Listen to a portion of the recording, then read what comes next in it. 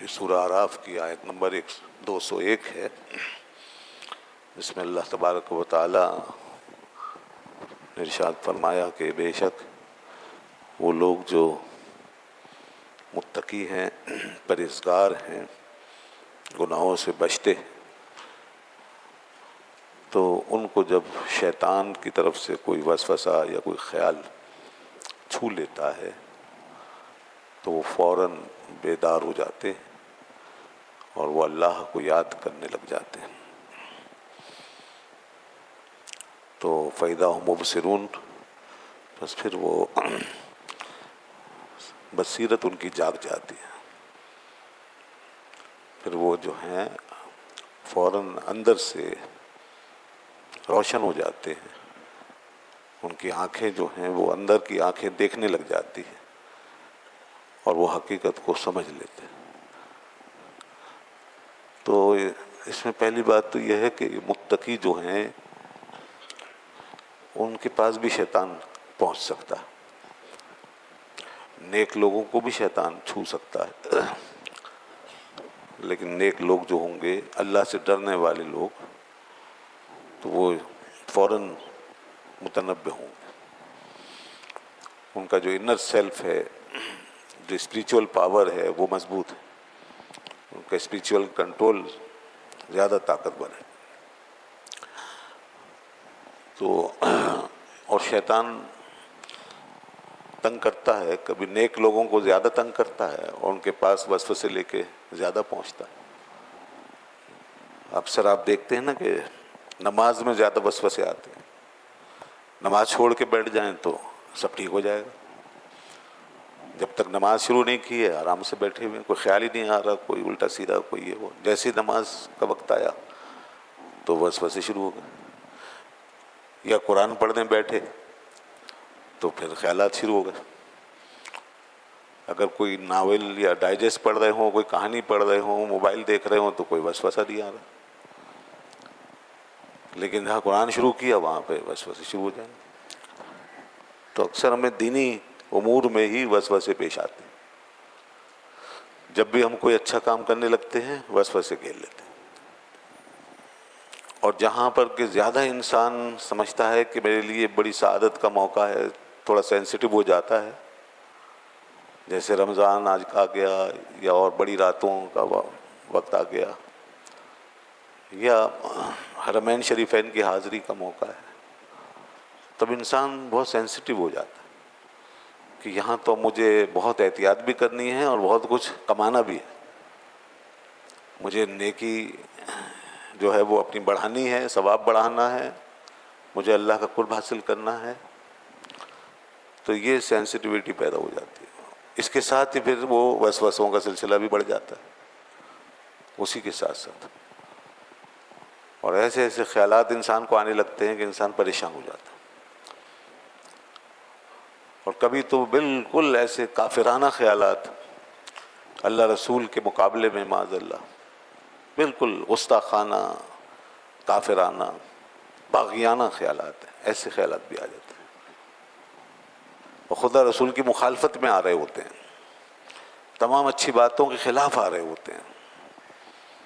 تو یہ وہی بات ہے، اصل میں شیطان جو ہے وہ ایسے موقع پہ زیادہ پھر ہم پر حملہ آور ہوتا ہے اور وہ کوشش کرتا ہے کہ ہمیں الجھا کے رکھے اور یہ جو موقع ہے اس موقع کو ضائع کروا دے. شیطان کی یہ کوشش ہوتی ہے.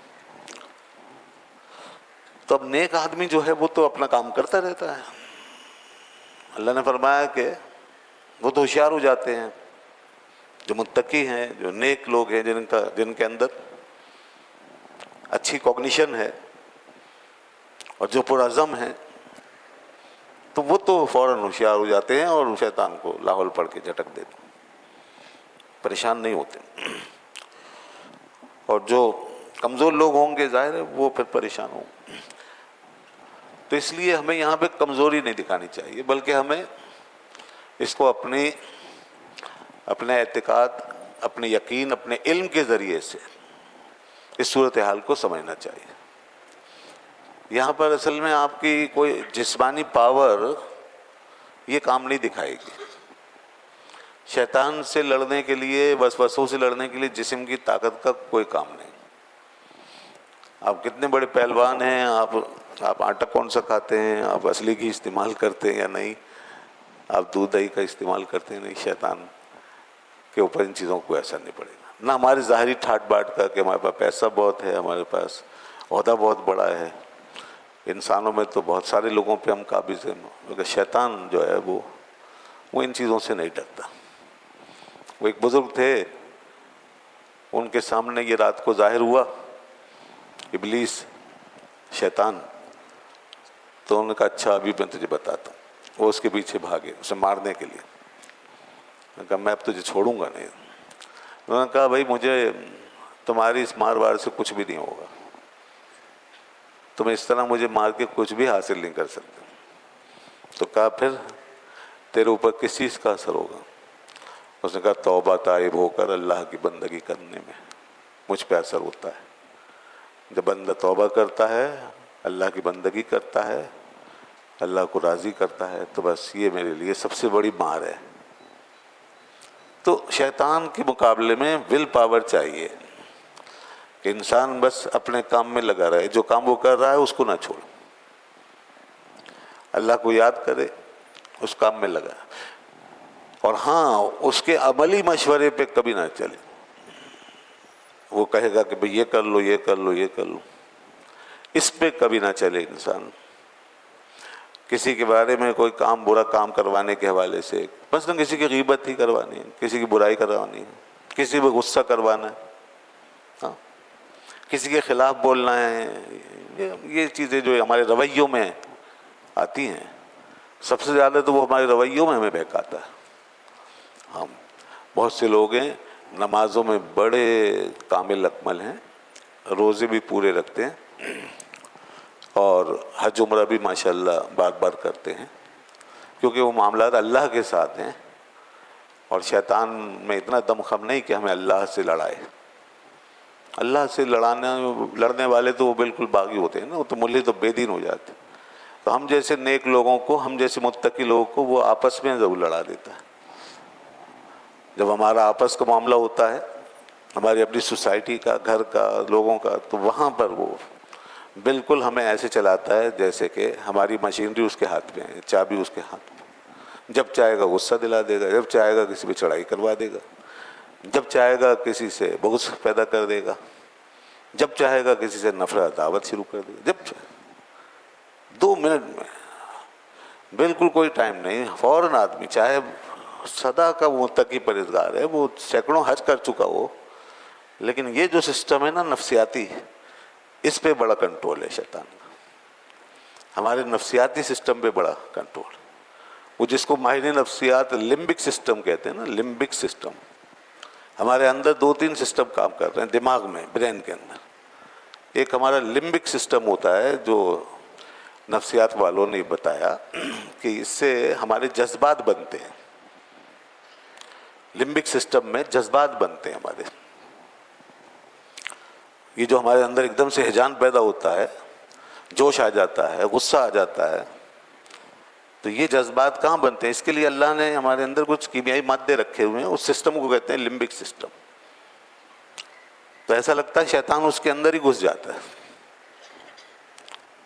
और फिर वहाँ से हमें, हमारे अंदर कोई केमिकलाइजेशन करता है, सैटानिकल केमिकलाइजेशन करता है वो, और हम वहाँ से, वो चूँकि लतीफ़ चीज़ है, वो तो जहाँ भी चाहे घुस जाए, तो फिर हमारे जज्बात एकदम बढ़ना शुरू हो जाते हैं, हमें गुस्सा आने लगता है, हम रिएक्शनरी हो जाते हैं फ़ौरन। ये होता है ना, बहुत से लोगों के साथ होता है। वैसे सही हैं, 5 वक्त नमाजी हैं, तहज्जुद गुजार हैं और सारी चीज़ें पूरी कर रहे हैं, मगर वो सेल्फ कंट्रोल नहीं है। तो इसका मतलब है लिम्बिक सिस्टम जो है वो कंट्रोल में नहीं। और ये औरतों में ज़्यादा एक्टिव होता है, ये जो सिस्टम होता है लिम्बिक सिस्टम, जज्बात बनाने वाला सिस्टम, ये औरतों में ज़्यादा एक्टिव होता है।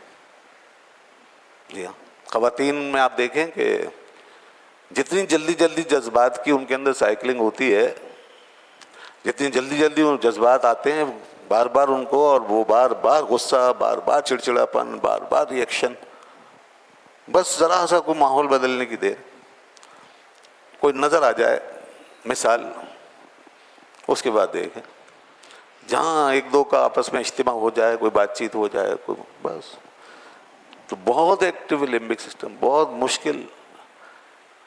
خواتین اگر اپنے اس سسٹم پہ کنٹرول کر لیں تو وہ بہت روحانیت کے بڑے اعلیٰ مقام پہ پہنچیں. ان کی نمازیں، روزیں پھر ان کو بتائیں تاثیر. لیکن کیا ہے کہ وہ رات بھر نماز پڑھی اور صبح غصہ آ گیا، سب ختم. تو یہ حال ہے. اور وہ غصہ جو ہے وہ رکتا نہیں، پھر جذبات رکتے نہیں. وہ الگ بات ہے، تھوڑی دیر کے بعد خود ہی سب تحلیل ہو جاتا ہے، لیکن مرد کے مقابلے میں عورت کے جذبات میں بہت فرق ہے. تو یہ سسٹم جو ہے یہ شیطان اپنے کنٹرول میں لے رہا ہے. اللہ فرما رہا ہے کہ اذا مسّہم طائف من الشیطان، کہ دیکھو جب ان کو چھو لیتا ہے نا کوئی شیطان کا طائف، یعنی شیطان کا وسوسہ، شیطان کا کوئی خیال، شیطان کی کوئی بات، جب ان کو چھو لیتے.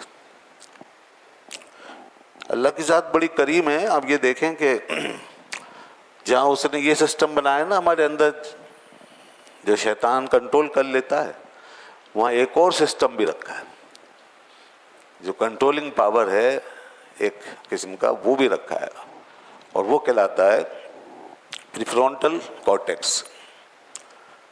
تو یہ ہمارے ماہرین نفسیات بتاتے ہیں کہ یہ پریفرونٹل کارٹیکس جو ہے یہ دوسرا حصہ ہے برین کا، جس کے اندر ہمارے کنٹرول کا پاور ہے، کنٹرولنگ پاور ہے پریفرونٹل. اب انسان اگر اس کو ایکٹیو کر لے تو پھر وہ جو لمبک سسٹم سے اٹھتا ہے نا جوش اور جذبہ اور غصہ، وہ کنٹرول ہو جاتا ہے. اور ہم دیکھتے ہیں نا کہ عام طور پہ انسان کنٹرول میں بھی آ جاتا ہے بہت دفعہ. اگر یہ نہ ہوتا بالفرض، کنٹرولنگ سسٹم نہ ہوتا، جیسے حیوان میں نہیں ہے، جانور کو جب غصہ آئے گا تو وہ ضرور ریئیکٹ کرے گا، وہ روکے گا نہیں اپنے آپ. اگر کتے کو بھونکنا ہے تو بھونکے گا ضرور. ایسا نہیں ہے کہ اس کے اندر کوئی شعور بیدار ہو جائے کہ بھائی نہیں بھونکنا چاہیے، نہیں.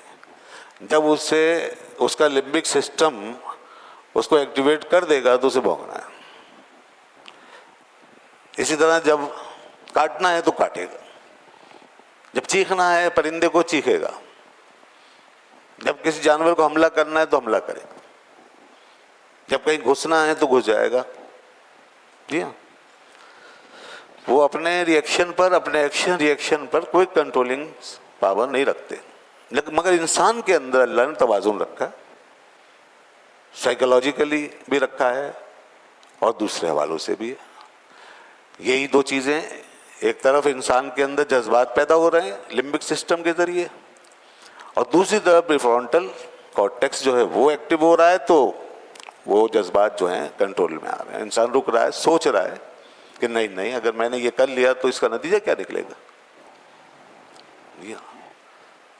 تو اس لیے انسان بیلنس ہوا. اب جس کا بیلنس آؤٹ ہو جاتا ہے اور جو اپنے کنٹرول کو کھو دیتا ہے، جس کے اندر سیلف کنٹرول نہیں رہتا، پیشنس نہیں رہتا، تو وہاں پر بات خراب ہو جاتی ہے، وہاں گڑبڑ ہو جاتی ہے، اور انسان پھر تباہ ہونے لگ جاتا ہے، تباہی کی طرف چلا جاتا ہے. تو اس آیت کے اندر بتایا متقی لوگوں کا یہ جو بیہیویئر ہے یہ کیسا سیلف کنٹرولڈ ہوتا ہے، کتنا معتدل، کتنا متوازن، کہ کبھی بھی اس طرح شیطان کے وسوسوں میں نہیں آتے. اور اگر شیطان ان کو چھو لیتا ہے تو یہ فوراً تذکروا، اللہ فرماتا ہے تذکروا، اللہ کو یاد کرنے لگ جاتے. یہ ہے سب سے اہم پوائنٹ نا. اب وہ نفسیات تو سائیکالوجی اپنی جگہ، وہ سارے سسٹم اپنی جگہ، سب سے بڑی چیز یہ ہے کہ آپ کے ہاتھ میں اللہ کی یاد کا دامن ہے یا نہیں، خوف خدا آپ کو معلوم ہے یا نہیں. آخرت کا تصور ہے یا نہیں، موت کے بعد جزا سزا کا کانسیپٹ آپ کے پاس ہے یا نہیں، یہ سب سے اہم چیز ہے. یہ ایک مسلمان کو اللہ نے دی ہے، جو ایمان رکھتا ہے اس کے پاس یہ چیز ہے، اور جس کے پاس ایمان نہیں ہے وہ اس سے محروم ہے. وہ پھر کسی بھی اینڈ میں جائے گا.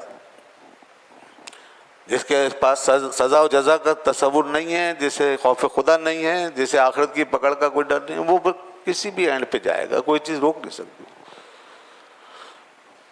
یہی وجہ آج دیکھیں کہ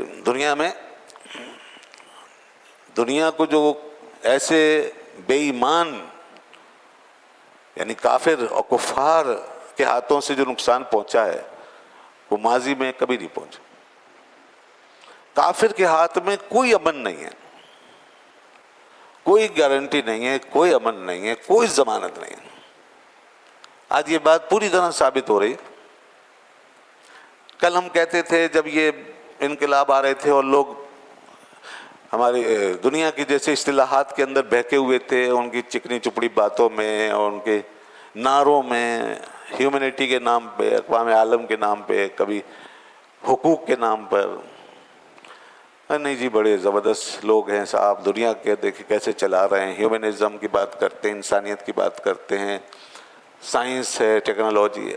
آج دیکھ لیں کہ یہ حال ہو گیا، کھل گئی وہ بات ساری. ہم دیکھ رہے ہیں کہ ان کافروں کے ہاتھ میں جتنا غیر محفوظ ہو گئے ہم، اتنا تو پہلے کبھی بھی نہیں ہوئے.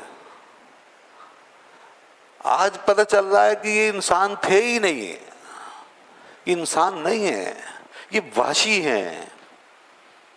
جو جتنا ہمارے سامنے چیمپئن بن کے آ رہا ہے نعرے لگاتا وہ اتنا ہی بڑا وحشی ہے. ان کے لیے کوئی قانون نہیں ہے. اب یو این اور امریکہ دونوں آپس میں ایک دوسرے کے مقابلے میں کھڑے ہیں. یو این کو ہم ہمیشہ کہتے آ رہے ہیں، جو لوگ گہرائی پہ نظر رکھتے ہیں، جو مروب نہیں ہوتے، وہ ہمیشہ سے کہتے آ رہے ہیں یو این امریکہ کی لونڈی ہے. یہ اس کے سب ذیلی ادارے اس کے پنجوں میں، اس کے پیروں کے تلووں کے نیچے پڑے رہتے ہیں، ان کی کوئی حیثیت نہیں. آج وہی حالت دیکھ رہے ہیں دنیا کے، کس طرح وہ رونتے ہوئے جا رہے ہیں، اور کوئی عالمی دستور، چارٹر، اقوام متحدہ کا کوئی دستور کچھ بھی نہیں کر پا رہا، اور وہ سب کچھ کرتے جا رہے ہیں. پہلے بھی ہوتا رہا ایسی باتیں، اب تو سر پہ ہی آ گیا سارا وبال. ہم اصل میں دور سے ہمیں چیزیں نظر نہیں آتی، جب قریب آ جاتا ہے، جب سر پہ پڑ جاتی ہے پھر ہم جاگتے. مسئلہ یہ ہے جب تک وہ وہاں ہو رہا تھا دور دور تو ہم کہہ رہے تھے نہیں صحیح ہے، کچھ نہ کوئی ہوگا، کوئی وجہ ہوگی. لیکن اب ہم دیکھ رہے ہیں کہ یہ کفر کی غارت گری ہمارے سروں پہ مسلط ہو رہی ہے اب، اور یہ رکنے والے لوگ نہیں ہیں، کچھ بھی کر سکتے ہیں. تو اس لیے ہمارے دین نے بہت پہلے بتا دیا کہ دیکھو تمہیں روکنے والی ذات صرف اللہ کی ذات ہے. دنیا میں اس نے تمہیں ایک اختیار دیا ہے، اور یہ فیصلہ تم نے کرنا ہے کہ تم اللہ کے خوف سے روکتے ہو یا نہیں. تم اللہ کو کیسے مانتے ہو، تم آخرت کو کیسے مانتے ہو، یہ ایمان کا امتحان. تو جو اللہ پہ ایمان رکھتا ہے اور اس کا ایمان کہیں بھی تھوڑا سا بھی کہیں بیدار ہوتا ہے نا، تو اللہ فرماتا ہے تذکرو، وہ کہیں نہ کہیں جاگ جاتا ہے. ہاں اندر ایمان ہی مردار ہو گیا ہو تو الگ بات ہے، لیکن ایمان انسان کا اگر ہے اندر تو وہ ہے ان سارے سسٹمز کے اوپر ایک بڑا سسٹم.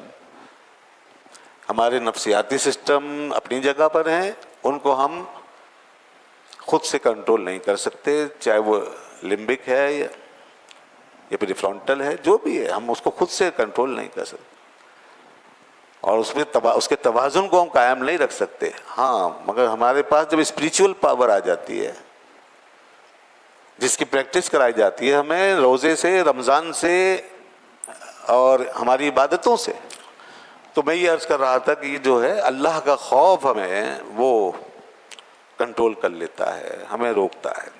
تذکروا، فرمایا کہ بس اللہ یاد آ جاتا ہے ایسے لوگوں کو. بہت سارے ہمارے علماء، مفسرین، محدثین نے یہ واقعہ بیان کیا کہ حضرت عمر رضی اللہ عنہ کے زمانے میں ایک شخص تھا، نوجوان. وہ بڑا اچھا خوبصورت نوجوان تھا اور وہ بڑی باقاعدگی سے مسجد میں جا کے نماز پڑھتا تھا، 5 وقت نماز پڑھتا تھا اور بڑا نیک عابد آدمی تھا۔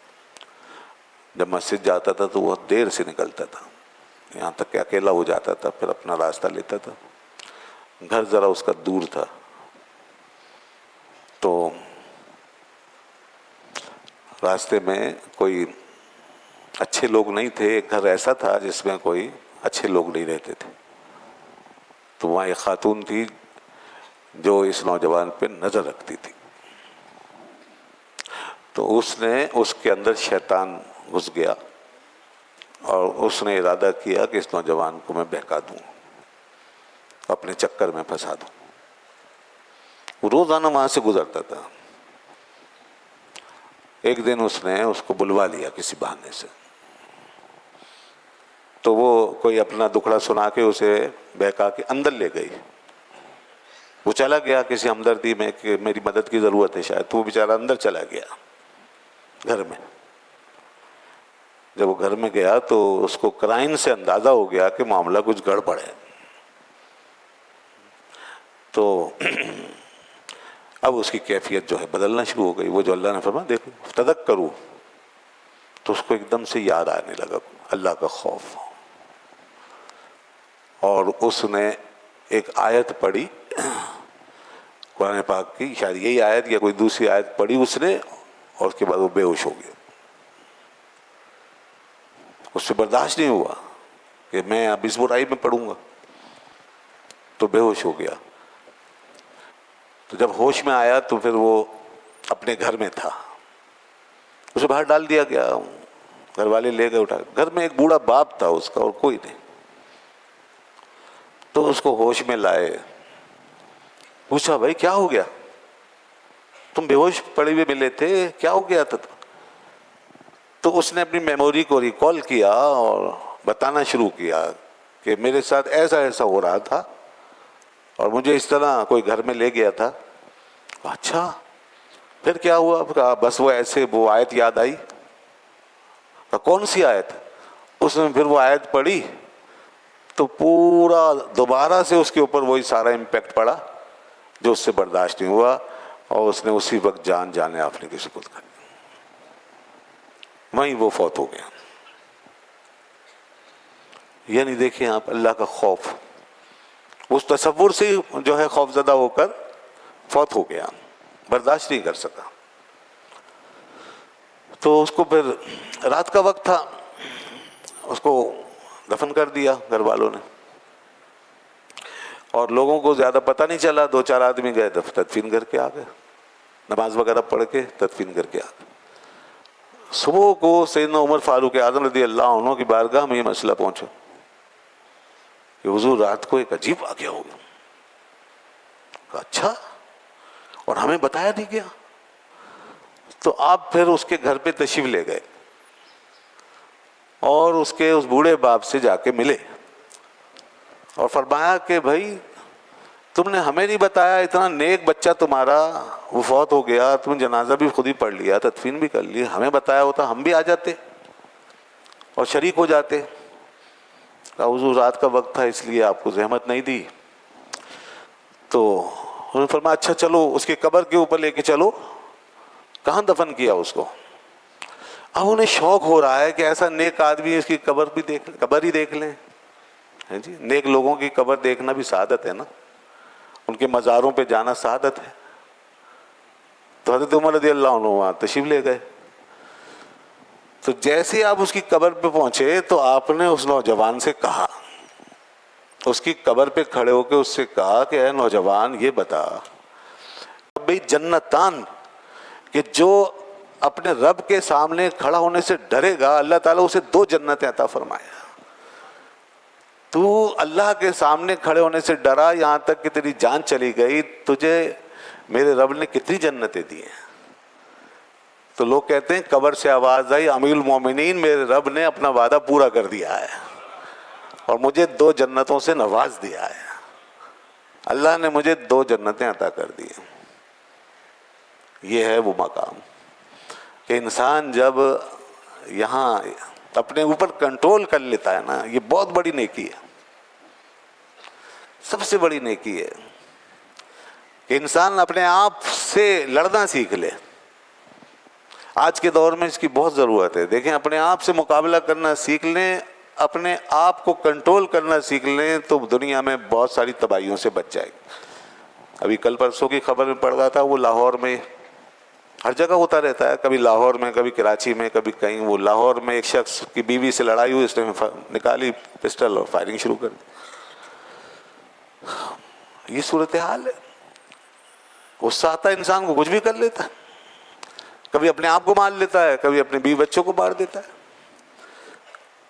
اور اگر یہاں تک نہیں جاتا تو پھر اور جیسے ری ایکشن دکھاتا ہے آدمی، غصے میں توڑ پھوڑ کر دیتا ہے، یا اپنے آپ کو نقصان پہنچا لیتا ہے، یا اور کوئی الٹے سیدھے غلط فیصلے کر لیتا ہے۔ چلیے کچھ نہیں کرتا، یہ بھی نہیں کر سکتا، نہیں کر پایا، تو وہ اپنے اوپر جو برڈن اٹھاتا ہے نا اپنے دباؤ کا، یہ بہت خطرناک ہے۔ ہاں، یہ دباؤ جو ہے، جو اپنے اوپر ہم اٹھا لیتے ہیں، یہ ہمارے اندر جا کے یہ تباہی مچا دیتا ہے، ہمارے سسٹم کو فیل کرتا ہے، یہ کہیں نہ کہیں جا کے اس کا امپیکٹ پڑتا ہے دل پر، ہارٹ پر، گردوں پر، پھیپھڑوں پر، جگر پہ، کہیں نہ کہیں دماغ پہ۔ تو اب بہت ہو رہا ہے یہ سلسلہ، بہت سے لوگ بیچارے اسی طرح ٹینشن میں، اس دباؤ میں آ کر کے وہ بیمار ہو جاتے ہیں اور بہت خطرناک قسم کی بیماریوں میں پڑ جاتے ہیں۔ تو اس لیے اس کو ریلیز کیسے کریں گے، اس کو ایگزاسٹ کیسے کریں گے اپنے اندر کے پریشر کو؟ تو وہ ایک سیفٹی والو ہونا چاہیے۔ وہ سب سے اچھا سیفٹی والو جو ہے وہ اللہ کا خوف ہے، وہاں سے یہ ہمارا سسٹم ایگزاسٹ ہوتا ہے، ہم اندر کے پریشر کو ریلیز کرتے ہیں، اس سے جان چھڑاتے ہیں، فارغ ہوتے ہیں، ہلکے ہو جاتے ہیں۔ جب خوف آ جاتا ہے اللہ کا کہ بھئی آخرت بھی تو ہے، وہاں جواب دینا ہے، اور گناہوں سے بچانے کے لیے بھی یہی چیز ہمارے کام آتی ہے۔ اس لیے دوستو، یہ جو رمضان آتا ہے اور یہ جو ہماری مذہبی رسومات ہیں، ان کا ایک مقصد ہے، بہت بڑا مقصد۔ یہ ہماری زندگی کی گاڑی کو ہر لحاظ سے آگے چلانے کے لیے ہے، روحانی طور پر بھی، جسمانی طور پر بھی، ذہنی طور پر بھی، نفسیاتی طور پر، ہر طرح سے یہ ہماری زندگی گاڑی کو آگے بڑھاتی ہے۔ یہ عبادتوں کا نظام معمولی بات نہیں ہے، دنیا میں کہیں بھی ایسی مثالیں موجود نہیں ہیں جو ہمیں دی گئی اسلام کی صورت میں۔ ایک مہینے کی پریکٹس، آج اس کا آخری دن ہے، ماشاءاللہ جن لوگوں نے روزہ رکھا انہیں اندازہ ہوا کیسے کنٹرول کرتے ہیں۔ دیکھیں کتنا صبر کیا ہے ان لوگوں نے، ایک مہینہ معمولی بات نہیں ہے۔ آپ نے نہ کچھ کھایا نہ پیا، مکمل کنٹرول کر کے اپنے آپ کو۔ نوجوان ہیں، انہوں نے اور زیادہ اپنے آپ کو کنٹرول رکھا۔ نوجوانوں کے لیے جو عبادت ہے نا، وہ شیوہ پیغمبری ہے۔ ہاں، جوانی کی توبہ کہتے ہیں شیوہ پیغمبری ہے۔ بوڑھا آدمی تو ویسے ہی بہت سے ہیجانات سے وہ فارغ ہی ہو چکا ہوتا ہے، بہت سے پریشرز اس کے ریلیز ہو چکے ہوتے ہیں، بہت سے دباؤ ختم ہو چکے ہوتے ہیں، بہت سے اندر کے پاورز ختم ہو چکے ہوتے ہیں۔ انسان وقت کے ساتھ ساتھ بوڑھا ہو جاتا ہے، لیکن نوجوان کے اندر تو ساری پوٹینشیلٹیز، ساری حرکیات، ساری توانائیاں ابھر رہی ہوتی ہیں، ہر چیز، جذبات، ہیجان، خواہشات، آرزوئیں، تمنائیں، خون کا جوش۔ تو اس لیے نوجوان ہر سطح پہ جب نیکی کا فیصلہ کرتا ہے تو زیادہ ریزسٹنس کے ساتھ، زیادہ ریزسٹنس اور زیادہ سیلف کنٹرول کے ساتھ۔ اس لیے جب نوجوان ہمارے روزے رکھتے ہیں، نمازیں پڑھتے ہیں، مسجدوں میں آتے ہیں، یہ بڑے مجاہد ہیں، اور یہ یقیناً اپنی آگے کی زندگی کو سیف اینڈ ساؤنڈ کر رہے ہیں، محفوظ بنا رہے ہیں۔ حدیث میں آتا ہے کہ اللہ تعالیٰ جن 7 لوگوں پہ اپنا سایہ فرمائے گا، اس دن یوم لا ظل الا ظلہ، جس دن کوئی سایہ نہیں ہوگا سوائے اللہ کے سائے کے، ان 7 لوگوں میں ایک وہ شخص ہے، نوجوان، شاب نشا فی ذکر اللہ، جو اللہ کے ذکر کے اندر پروان چڑھا، وہ نوجوان جو خدا کے ذکر میں، اس کی یاد میں پروان چڑھا۔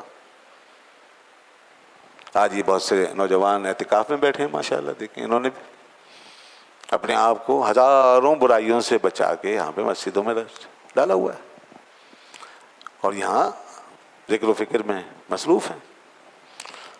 تو یہ یقیناً ان کی حوصلہ افزائی ہمیں کرنی ہے، اور ان سے ہمیں زیادہ پر امید رہنا ہے کہ یہ جب اس عمر میں ہمارے نوجوان اس طرف مائل ہیں تو آگے قوم کا مستقبل انشاءاللہ محفوظ ہے۔ ان کے ہاتھوں کم از کم قوم کو نقصان نہیں پہنچ سکتا، بلکہ نقصان تو کجا، یہ قوم کے لیے رحمت ثابت ہوں گے۔ جو دین میں سے نکل کے جا رہے ہیں، دینی تربیت لے کے جا رہے ہیں، وہ رحمت ثابت ہوں گے۔ یہ آگے جس عہدے پہ جائیں گے انشاءاللہ اس چیز کا کبھی نہ کبھی اثر محسوس کریں گے کہ ہم نے کبھی یہ وقت بھی گزارا ہے۔ تو یہ ساری تربیتیں کام آتی ہیں بڑے اعلیٰ عہدوں پر، منصبوں پر فیصلے کرنے کے وقت، اپنی زندگی کے لیے، دوسروں کے لیے جب آدمی فیصلے کرتا ہے اور ڈیسیشن لیتا ہے اور بڑے بڑے اختیارات سے کام لیتا ہے، تو وہاں پر انسان کی اپنی تربیت جو ہے یہ بہت کام آتی ہے، بہت ضروری ہے۔ وہاں کا ایک فیصلہ پوری قوم کے لیے رحمت بن جاتا ہے، ایک غلطی پوری دنیا کے لیے عذاب بن جاتی ہے، پوری دنیا کے لیے۔ اگر امریکہ کا صدر ڈونلڈ ٹرمپ کے اندر اتنی سی بھی عقل ہوتی، جو دنیا آج اس سے پوچھ رہی ہے کہ تم نے کیا کیا ہے، کس بنیاد پہ تم نے حملہ کیا ہے ایک ایسے ملک پر جو نہتا ملک ہے، جس کے پاس کچھ بھی نہیں ہے، 45 سال سے جس پہ پابندیاں لگی ہوئی ہیں، تم نے کس بنیاد پہ کیا جواب؟ کوئی جواب نہیں ہے اس کے پاس، لیکن بس وہ اندر کی جو حیوانیت ہے یہ وہ کام دکھا گئی ہے۔ اگر ذرا سی بھی انسانیت ہوتی اور کوئی اسے مشورہ دینے والا ہوتا، کہیں وہ رکنے والا ہوتا تو یہ فیصلہ نہ کرتا۔ کتنا بڑا نقصان پہنچا دیا دنیا کو، اور ابھی آگے نہیں پتا ہمیں کہ اور کتنے بڑے بڑے نقصانات ہونے والے ہیں، اور یہ معاملہ کہاں جا کے رکے گا۔ اور ایسا پہلی دفعہ نہیں ہوا، ان حیوانوں نے عراق کو ایسی تباہ کیا، اور ایک شخص کو ایسی سزا دی ہے کہ پوری مسلم قومیت کو ذلیل کیا انہوں نے۔ عید کے دن جو ہے صدام حسین کو پھانسی دی ہے، عید کے دن سزا دی گئی ہے جان بوجھ کے، اور ایک جھوٹے الزام کی بنیاد پہ انہوں نے حملہ کیا۔ یہ 90s کی بات ہے، جھوٹے الزام کی بنیاد پہ حملہ کیا، وہ بھی ایک سب جھوٹ تھا اور کچھ نہیں نکلا۔ بعد میں ایسے اوپر سے انہوں نے کچھ شرمندگی کا اظہار کیا، جیسے برطانیہ نے۔ امریکہ تو خیر بہت ہی بڑا فرعون ہے، وہ اپنی غلطی کبھی نہیں مانتا۔ یہی حشر کیا انہوں نے وہاں بھی، لیبیا کے ساتھ انہوں نے کیا کیا، شام میں کیا کیا، افغانستان میں کیا کیا، 20 سال تک یہاں پہ گولہ بارود برسا انہوں نے۔ تو یہ وحشی قومیں ہیں، یہ دراصل دنیا میں صرف اور صرف اپنا قبضہ چاہتے ہیں، اپنی شیطانیت کا کھیل چاہتے ہیں، ان کو پوری دنیا کو غلام بنانا ہے۔ اب ہم اتنے ایوارڈ دے کر آئے تھے اس کو، اور کہا تھا بھائی نوبل انعام ملے گا اس کو، اور یہ وہ بڑا گریٹ، اور وہ ہمیں کہتا تھا تم بھی بڑے گریٹ، سو گریٹ، اور پھر نام آ گیا ہمارا 4 خطرناک ملکوں میں۔ اور ایسا جھوٹ کہ اللہ اکبر، شیطان کو بھی کبھی خواب میں بھی نہ آیا ایسا جھوٹ ہے کہ ان کے پاس وہ میزائل ہیں کہ جو ہمارے لیے خطرہ ہیں۔ بتائیے، وہاں تک رینج کے مار کرنے والے میزائل۔ تو اس طرح کی کہانیاں بناتے ہیں اور کوئی فائدہ نہیں ان کے مسکے لگانے کا، ان کو خوش کرنے۔ یہ جو ان کا پلاننگ ہے یہ وہ کر کے رہیں گے۔ انہیں خطرہ ہے ہماری دفاعی صلاحیت سے۔ جس کے پاس بھی تھوڑا سا پاور ہے یہ اس کو کبھی نہیں مانیں گے۔ ہم ان کے پیر بھی دھو کے پی لیں گے پھر بھی یہ نہیں مانیں گے۔ ان کو صرف ایک ہی صورت چاہیے، ایسے ہاتھ باندھے ہوئے غلام جو جی حضور کریں، یس سر یس سر کریں، بس جیسے عربوں نے ان کے آگے یس سر کرنا سیکھا ہوا ہے، اس لیے وہ چلتے رہے، نہ ان کی جمہوریت کا سوال، نہ وہ الیکشن کی بات، نہ کوئی اور، بس ٹھیک ہے یس سر کرو۔ یہ ہے اس شیطانی دنیا کا مزاج۔ دنیا کو غلام بناؤ، انسانیت کے نام پہ غلام بناؤ۔ پہلے ہم نے جن لوگوں کو جنگوں میں لڑ کے پکڑا ہوتا تھا ان کو غلام جب بنا لیتے تھے تو ہم ان کو غلام کہتے تھے اور غلام بناتے تھے، اور اعلانیہ کہتے تھے کہ ہاں یہ غلام ہے ہمارے۔ وہ چند افراد ہوتے تھے، قومیں نہیں، اور پھر وہ اس کی سزا ہوتی تھی۔ اور دنیا کا دستور یہی تھا کہ ہمارے لوگ پکڑے جاتے تھے وہ غلام بنتے تھے، دستور یہی تھا۔ پھر اس کو آہستہ آہستہ اسلام نے کتنی خوبصورتی سے ختم کیا، سبحان اللہ۔ اور پھر وہ غلام جب تک غلام رہے وہ غلام کتنے مزے میں رہے، کیا مزے اللہ تللے تھے ان کے، جو کہ پہلے کبھی آزادی کے ماحول میں ان کو نہیں ملے، جو عزت جو رسپیکٹ ان کو اسلام نے دی. اور پھر وہ غلام اس دین کے راستے پہ چلے تو دنیا کے امام ہی بن گئے. آج وہ ہمارے لیے بڑے بڑے رحمت اللہ علیہ رضی اللہ عنہ کیا کیا ہیں بتائیے، غلام. مگر آج دیکھیے یہاں بیٹھ کے اعتراض ہوتا ہے اس پر جس میں نہ کوئی دھوکہ نہ فراڈ، صاف ستھری بات کہ دنیا کا دستور اسی طرح تھا، اللہ نے آیتیں نازل فرمائی تم ان کے لوگ غلام بناؤ، سیدھی سی بات. پھر ان کے حقوق ڈیفائن کر دیے، سب کچھ صاف ستھرا دنیا کے سامنے. مگر آج دیکھیے دنیا کا ان کا دھوکہ اور ان کا فراڈ، انسانیت کی بات کرتے جائیں گے انسانیت کی تذلیل کرتے جائیں گے، آزادی کی بات کریں گے لوگوں کو غلام بناتے جائیں گے، تجارت کی بات کریں گے قرضوں میں جکڑتے چلے جائیں گے، سود کھاتے چلے جائیں گے. یہ تجارت ہے. آزادی دلانے کے لیے آئیں گے آپ کو ذلیل و خوار کر کے رکھ دیں گے، زندگی بچانے آئیں گے آپ کو تباہ برباد کر دیں گے. یہ ان کا حال ہے. حقوق کی بات کریں گے ایسے ایسے مولک ہتھیار بنائیں گے کہ ساری انسانیت کو تباہ کر دیں، کچھ نہیں چھوڑیں گے. تو اوپر جو فیس ریڈنگ ہے وہ کچھ اور ہے اور پیچھے حقیقت کچھ اور ہے. کوئی اہمیت نہیں ہے کسی کی بھی، آپ جتنے پرامن ثابت ہو جائیں. میں نے عرض کیا نا ہم کتنا کوشش کرتے ہیں بچنے کی اور ساتھ چلیں، عربوں نے کتنی کوشش کی مگر کوئی انسانیت نہیں ہے. یہ انسانیت کا ماحول ہی نہیں ہے اور انسانیت کی توقع نہیں ہے. یہ دنیا کے بدترین دہشت گرد ہیں، یہ دنیا کے بدترین دشمن ہیں. اور اس وقت کوشش یہ ہو رہی ہے کہ مشرق وسطیٰ پورا جل جائے، مسلمان آپس میں لڑ جائیں. اللہ کرے ہم وہاں تک نہ جائیں، لیکن کوشش یہ ہے کہ آپس میں لڑ جائیں، تباہی پھیل جائے، پوری تباہی پھیل. خدا کا شکر ہے کہ پاکستان بچا ہوا ہے اور وہ اس طرح چل رہا ہے کہ اس لڑائی میں کودنے میں جلدی نہیں ہے الحمدللہ. اللہ کرے کہ وہ وقت نہ آئے کہ ہم آپس میں اس طرح لڑیں، پھر یہ تماشا دیکھیں گے اور یہاں سب کچھ جل کے خاک ہو جائے گا.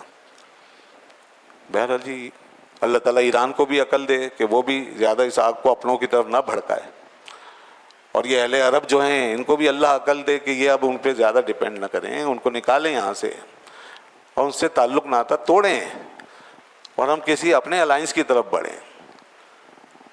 1 کروڑ تقریباً یہودی ہے یہاں پہ، 1 کروڑ، اور آس پاس کتنے عرب مسلمان، 22 اسلامی ملک جو ہیں وہ آس پاس اس کو گھیرے ہوئے، 22، اور کتنے عرب مسلمان ہیں یہاں پہ، کتنی فوجیں ہیں، کتنا ہمارے پاس سب کچھ ہے.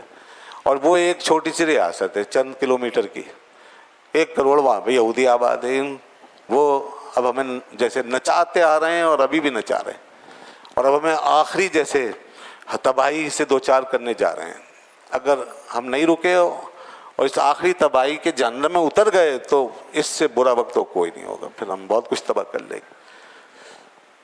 سب سے بہترین راستہ تو یہ تھوڑی سی ہمت کر کے 20-22 ملک مل کر کے، ایک ایران جب ان کے چھکے چھڑا سکتا ہے، چند میزائل جب ان کے چھکے چھڑا سکتے ہیں، ان کی ایسی تیسی ہو سکتی ہے، تو یہ 20-22 ملک مل کے اس کا کام کیوں نہیں کرتے؟ اور اس کو یہاں سے اٹھا کر کے دوبارہ وہاں یورپ میں مغرب میں کیوں نہیں پھینک دیتے جہاں سے لا کے ان کو یہاں ڈالا ہے؟ یہ نحوست، یہ مصیبت یورپ نے اپنے گلے سے اتار کے ہمارے گلے میں ڈالی ہے. اصل میں یہ پہلے وہاں تھے تو وہ ان سے پریشان تھے، اب یہاں ڈال دیا ہے. ہمارے لیے یہ ہمیشہ کے لیے گلے میں گویا کہ مصیبت کا توق ہے. تو مسلمانوں کو چاہیے کہ اب اس توق کو اتاریں، ورنہ یہ اسی طرح ہمارا خطہ جلتا رہے گا اور یہاں ہمیشہ جو ہے شورش ہوتی رہے گی، فتنے ہوتے رہیں گے. اللہ تعالیٰ ہماری حفاظت فرمائے. رمضان گزر رہا ہے، جا رہا ہے، اس کا سبق حاصل کریں، اپنے آپ پہ کنٹرول کریں، گھروں میں، یہودیوں کے مقابلے میں نہیں، اسرائیل کے مقابلے میں نہیں. وہاں تو رمضان یہ سکھا کے گیا ہے کہ مسلمانوں نکلو، غزوہ بدر اللہ نے اسی مہینے میں دیا تھا تمہیں، فتح مکہ اس مہینے میں ہوئی، فتح سندھ ہوا، فتح کرناٹا ہوا، کیا کیا نہیں ہوا. اللہ نے کیسی کیسی فتوحات، فتح قادسیہ ہوا، تو فتح اسرائیل بھی کر لو جا کے. تو اللہ نے رمضان میں ایک طرف تو ہماری وہ تربیت کی ہے اور دوسرا یہ کہ ہمیں اندر اپنے سیلف کنٹرول یہ سکھایا گیا ہے.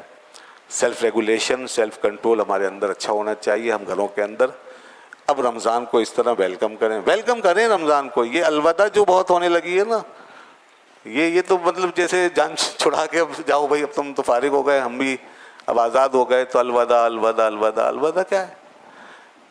چلو ٹھیک ہے، کبھی تھوڑا بہت ہو جاتا تھا، اب تو جیسے اس کو ایک وہ پیٹرن بنا لیا، اور لوگ الوداع الوداع کر کے رمضان کو ایسے فارغ کرتے ہیں کہ بس جی چلیے اب چھٹی، اگلے سال دیکھیں گے، اب کوئی تعلق نہیں، تعلق تو پیدا ہو چکا ہے۔ رمضان گیا ہے، ایک ٹائم اس کا گیا ہے، اس کا اثر تھوڑی گیا ہے، اس کی افیکٹیویٹی، اس کا اثر، اس کا فیضان جو ہے وہ جاری ہے۔ کوئی بھی اچھی چیز جو ہے نا وہ ایسے نہیں جاتی کبھی بھی دنیا میں، کوئی اچھی چیز جب برائیاں اپنا اثر چھوڑ جاتی ہیں تو نیکی جو ہے وہ کیوں نہیں چھوڑتی؟ رمضان بھی اپنا اثر چھوڑتا ہے، یہاں تک کہ اللہ کے نیک بندے بھی دنیا سے جاتے ہیں تو پیچھے ان کے فیض کے دھارے جو ہیں وہ چل رہے ہوتے ہیں۔ نبی پاک صلی اللہ علیہ وسلم نے اپنے لیے فرمایا، حیاتی خیر لکم و مماتی خیر لکم، میرا جینا بھی تمہارے لیے بہتر ہے، خیر ہے، اور میرا وصال بھی تمہارے لیے خیر ہے، بہتر ہے، رحمت ہے، کیونکہ پیچھے فیضان جو ہے وہ جاری ہوتا ہے، وہ تعلق رہتا ہے۔ بس یہ ہے کہ پھر اس کے لیے آدمی کو کانشیس ہونا پڑتا ہے، اور انسان پھر شعوری طور پہ رابطہ کرے اور اس راستے پہ چلے۔ تو رمضان کو آپ جو ہے ہمیشہ اپنے اندر محسوس کریں، اس کے اثرات کو اور اس کے باقیات کو، اور اس پر چلیں، اور جو کچھ آج آپ نے سیکھا سمجھا ہے اس کو قائم رکھیں، ان اچھے اثرات پہ قائم رہیں، نمازیں پابندی سے پڑھیں، تلاوت کی توفیق حاصل ہو جاتی ہے رمضان میں، چاہے ایک رکوع صحیح روزانہ پڑھ لیں، تسبیح وغیرہ جو آپ پڑھی ہے رمضان میں اس کو جاری رکھیں، چاہے ایک ایک تسبیح پڑھ لیں، ضرور پڑھیں، اور جو برائیاں چھوٹ گئی ہیں انہیں چھوڑے رکھیں، خدا کے لیے چھوڑ دیں ان کو، اور یا کم کریں، آہستہ آہستہ ختم کریں، تاکہ ہمارا رمضان ہمارے لیے پورے سال کا یہ ایک گویا کہ تربیتی ایک سسٹم بن جائے اور ہماری اصلاح کا اصل ذریعہ بن جائے۔ اللہ تعالی ہمیں رمضان کی برکتیں عطا فرمائے۔